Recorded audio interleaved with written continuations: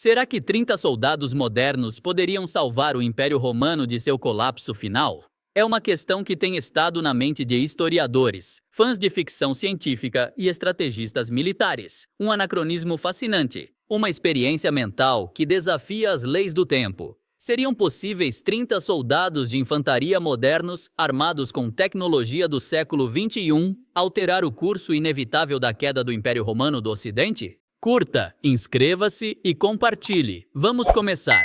A imagem é vívida e absurda ao mesmo tempo. 30 homens e mulheres, talvez uma pequena unidade de forças especiais ou um pelotão bem treinado, em uniformes de camuflagem de última geração.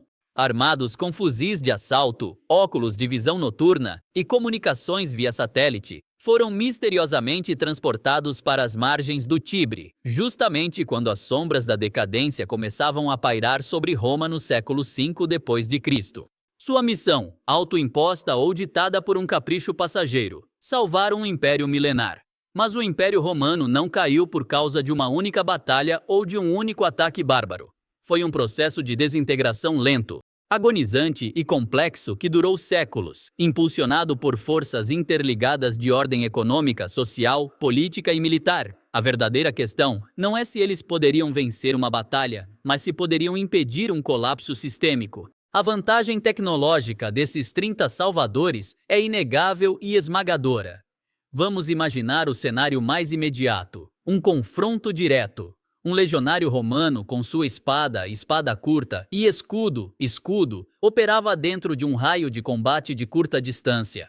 Os bárbaros, igualmente limitados. Os 30 soldados modernos, no entanto, possuem fuzis de assalto de calibre 5,56 mm ou 7,62 mm.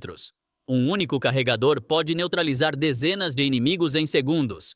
Uma unidade bem posicionada de 30 homens poderia dizimar uma coorte romana, cerca de 480 homens, ou uma horda bárbara em questão de minutos, com mínimas baixas próprias. Sua capacidade de operar à noite, na chuva ou em condições de baixa visibilidade teria sido percebida como mágica ou intervenção divina pelos exércitos da época. O primeiro problema, no entanto, é a munição. 300 cartuchos por soldado, totalizando 9.000 projéteis iniciais, mais algumas centenas de granadas e explosivos. Isso pode garantir a vitória em uma ou duas grandes batalhas, ou talvez em 10 pequenas escaramuças. Mas em um mundo sem a capacidade de fabricar pólvora moderna, estojos de latão ou miras ópticas, esses 30 heróis seriam, na melhor das hipóteses, um fenômeno temporário. Quando a munição acaba, eles ficam reduzidos a facas, treinamento de combate desarmado e talvez alguns rifles inúteis como porretes de alta tecnologia.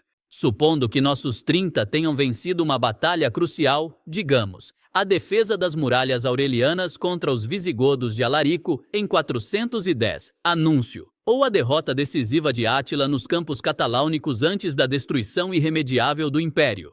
Agora eles enfrentam o verdadeiro inimigo, a própria Roma. O Império não caiu por falta de bons soldados, mas sim por falta de um bom sistema. O ônus econômico, hiperinflação, desvalorização da moeda, corrupção e incapacidade de arrecadar impostos em províncias cada vez mais autônomas.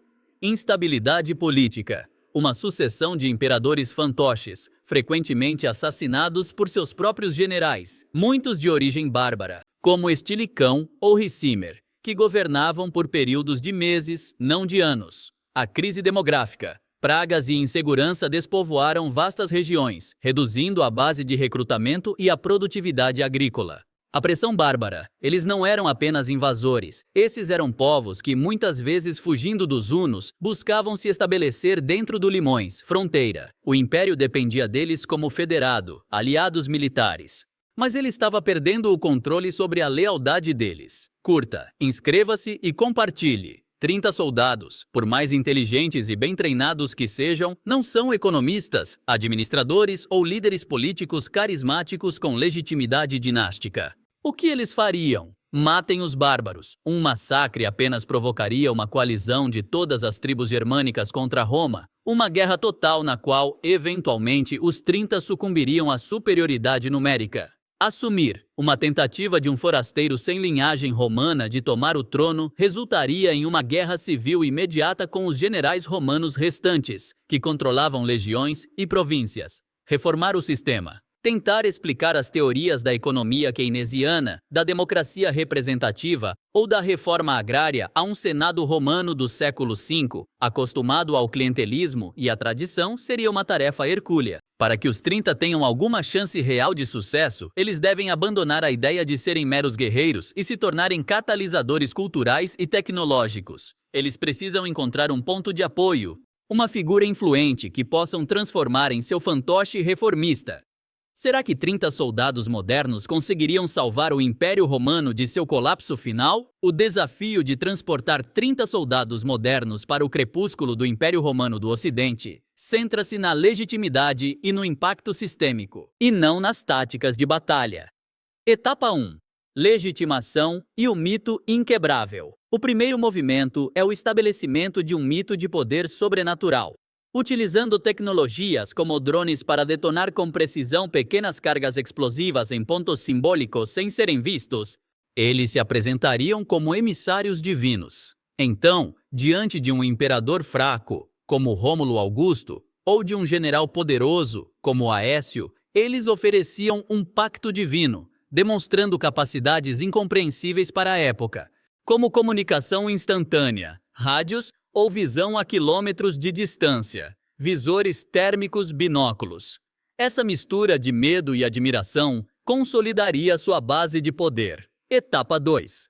Vulnerabilidades sistêmicas e principais vantagens. Em vez de se concentrarem apenas na guerra, os soldados deveriam concentrar-se nos problemas estruturais, saúde pública, munidos de conhecimentos básicos de higiene, desinfetantes e penicilina, eles poderiam erradicar pragas em acampamentos e cidades. Curar um líder de uma doença fatal aumentaria exponencialmente seu status, elevando o moral e a produtividade. Inovação e logística militar. Embora não possam replicar tecnologia avançada, podem introduzir melhorias simples.